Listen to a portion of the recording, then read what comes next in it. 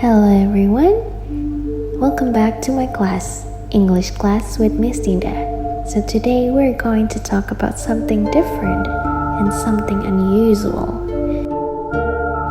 But before that, of course I'm going to ask you a question. Do you like to read horror and thriller story?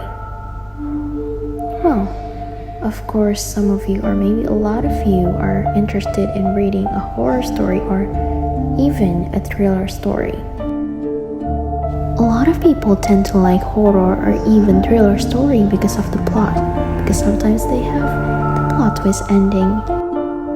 But not just because the plot twist ending, horror and even a thriller story, they have intense explanation of the character's action. For example, the intense murder of someone, or maybe the intense haunting. So, for today's class, we're going to learn about narrative thriller story. And we're going to learn narrative thriller story through a short story by Edgar Allan Poe, The Telltale Heart. The Telltale Heart by Edgar Allan Poe is one of the most disturbing short narrative story about a madman killing an old man. So now, we're going to listen together a reading by Matthew Gray Cooper about The Telltale Heart by Edgar Allan Poe.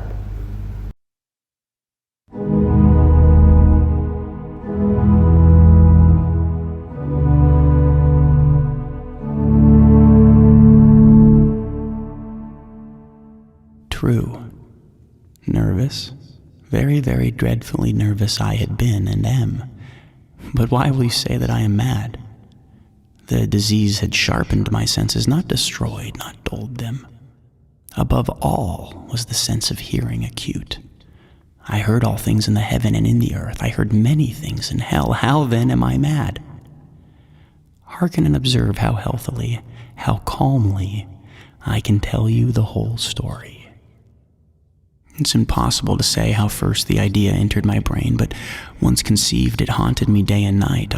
Object there was none, passion there was none. I loved the old man. He'd never wronged me. He'd never given me insult. For his gold I had no desire. I think it was his eye. Yes, it was this. He had the eye of a vulture. A pale blue eye with a film over it. Whenever it fell upon me, my blood ran cold, and so by degrees, very gradually, I made up my mind to take the life of the old man, and thus rid myself of the eye forever. Now this is the point. You fancy me mad, but madmen know nothing. You should have seen me. You should have seen how wisely I proceeded, with what caution, with what foresight, with what dissimulation I went to work. I was never kinder to the old man than during the whole week before I killed him. And every night, about midnight, I turned the latch of his door and opened it, oh, so gently. And then, when I had made an opening sufficient for my head, I put in a dark lantern, all closed, that no light shone out, and then I thrust in my head. You would have laughed to see how cunningly I thrust it in. I moved it slowly, very, very slowly, so that I might not disturb the old man's sleep. It took me an hour to place my whole head within the opening so far that I could see him as he lay upon his bed. Would a madman have been so wise as this? And then, when my head was well in the room, I undid the lantern cautiously. Oh, so cautiously, for the hinges creaked. I undid it just so much that a single thin ray fell upon the vulture eye. And this I did for 7 long nights, every night, just at midnight. But I found the eye always closed, and so it was impossible to do the work, for it was not the old man who vexed me, but his evil eye. And every morning when the day broke, I went boldly into the chamber and spoke courageously to him, calling him by name in a hearty tone and inquiring how he had passed the night. So you see, he would have been a very profound old man indeed to suspect that every night, just at 12, I looked in upon him as he slept. Upon the 8th night, I was more than usually cautious in opening the door. A watch's minute hand moves more quickly than did mine. Never before that night had I felt the extent of my own powers, of my sagacity. I could scarcely contain my feelings of triumph. To think that there I was, opening the door little by little, and he not even to dream of my secret deeds or thoughts. I fairly chuckled at the idea, and perhaps he heard me, for he moved. He moved on the bed suddenly, as if startled. Now you may think that I drew back, but no. His room was as black as pitch, with a thick darkness, for the shutters were close fastened through fear of robbers. And so I knew that he could not see the opening of the door, and I kept pushing it on steadily, steadily. I had my head in, and was about to open the lantern when my thumb slipped upon the tin fastening, and the old man sprang up in bed, crying, "Who's there?" I kept quite still and said nothing. For a whole hour, I did not move a muscle. And in the meantime, I did not hear him lie down. He was sitting up in the bed listening, just as I have done, night after night, hearkening to the death watches in the wall.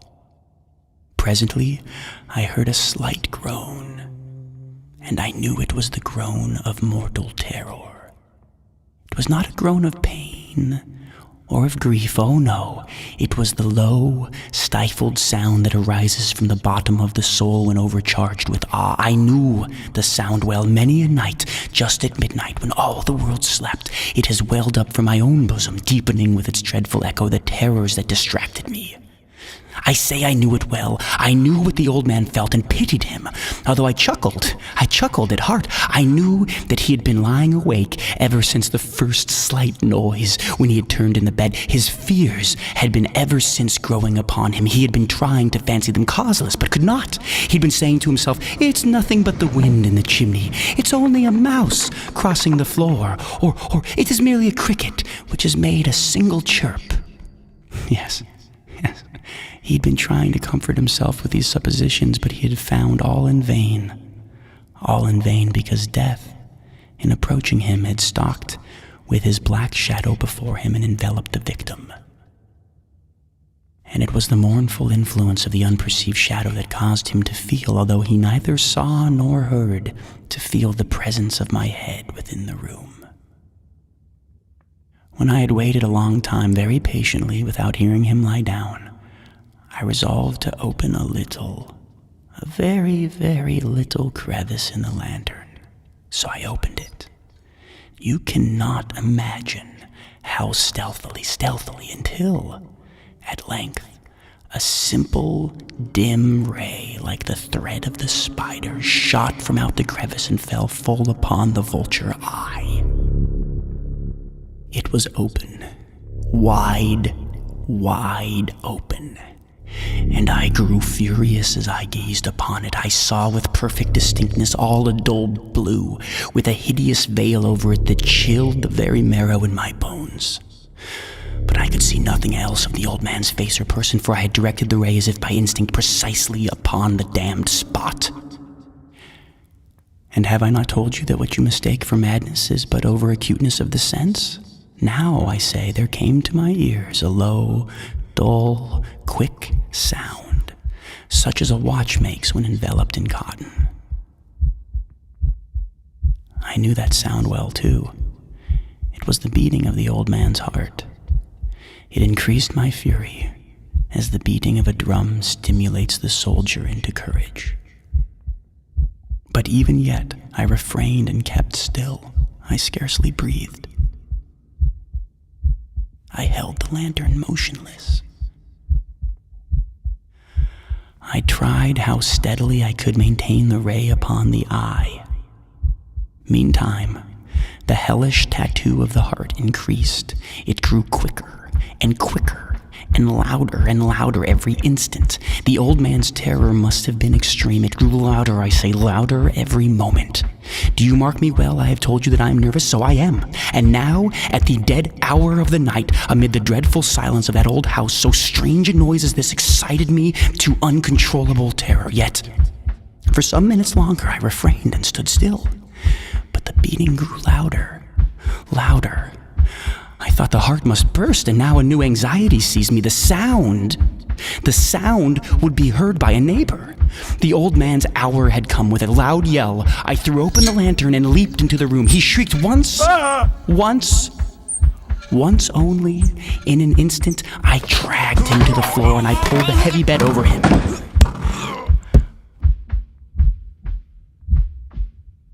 I then smiled gaily to find the deed so far done. But for many minutes, the heart beat on with a muffled sound.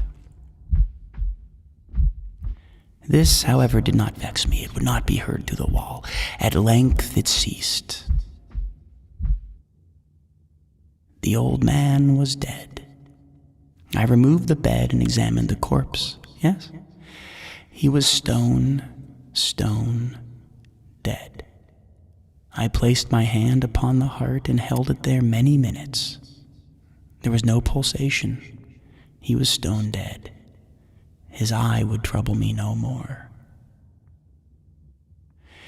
If still you think me mad, you will think so no longer when I describe the wise precautions I took for the concealment of the body.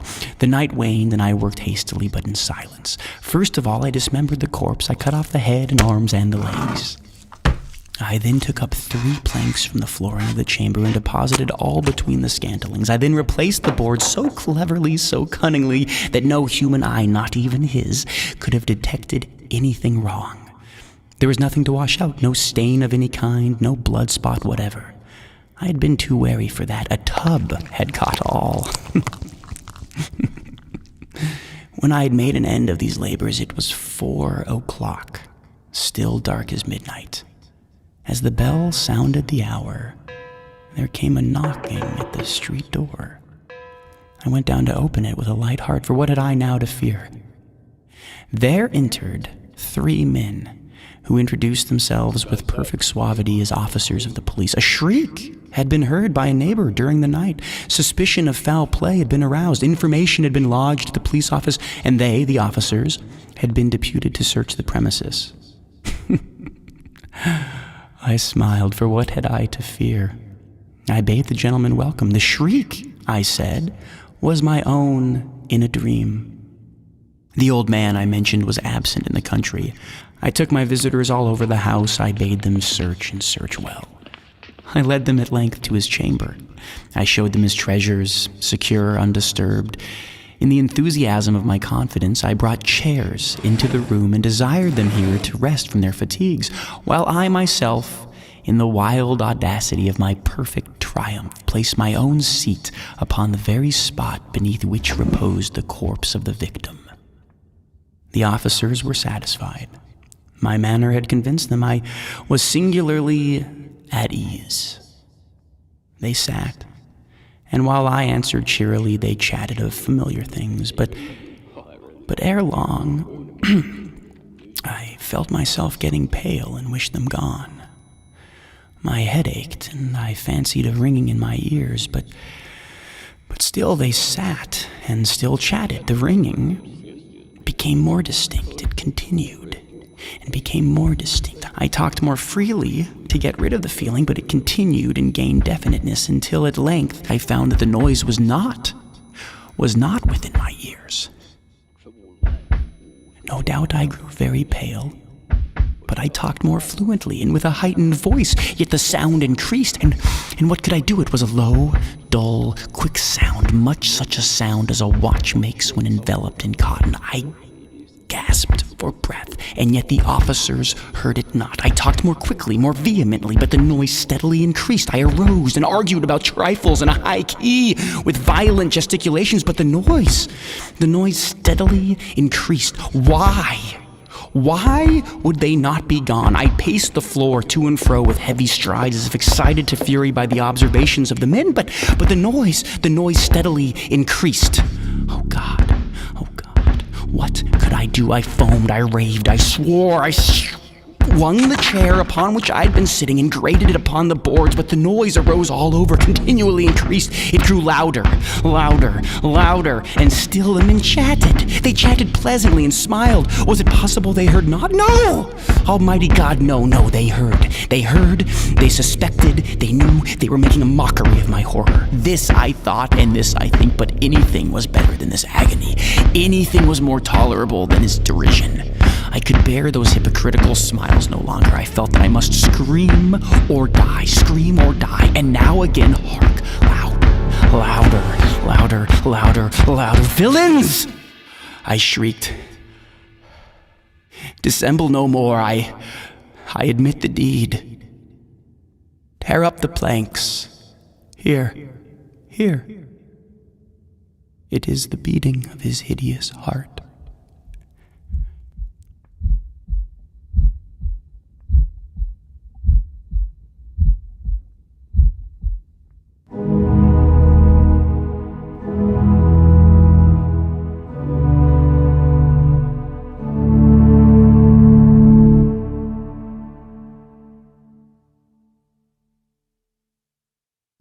Now that you have listened to the story by Edgar Allan Poe, this is the orientation, where the story begins, and then the complication is where the killing begins, and then the resolution where the killing is successful, and then the coda is where the end of the story happened, which when the first person admit the killing. And then that will be all for today. I hope you can learn something today about the structure of narrative text through an intense story by Edgar Allan Poe. That will be all for today, and thank you. Goodbye.